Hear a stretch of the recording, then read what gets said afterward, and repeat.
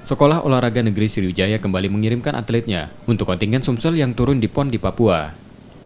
Di PON yang akan digelar Oktober nanti, 11 atlet binaan Sons memperkuat kontingen Sumsel dari cabur dayung, senam, sepak takraw, dan gulat. Pihak Sons mengaku puas dengan prestasi atlet binaannya, karena Sons didominasi atlet muda, mampu membuktikan bisa bersaing dengan atlet senior. Mereka memaksimalkan umur yang di atas 20.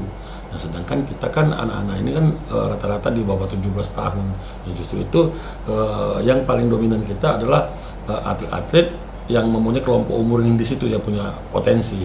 Nah, 11 atlet yang kita sumbangkan untuk Sumatera Selatan ini kami kira cukup maksimal. Nah, tinggal kita pembinaan selanjutnya sampai kita menjelang PON Papua, kami minta maksimalkan atlet-atlet kami ini agar bisa mengharumkan nama Sumatera Selatan seperti itu. Kedepan Sons berharap Pemprov dan KONI Sumsel dapat memberikan perhatian lebih agar atlet binaan mereka Sons mampu berprestasi lebih baik. Nur Muhammad, Kompas TV, Palembang.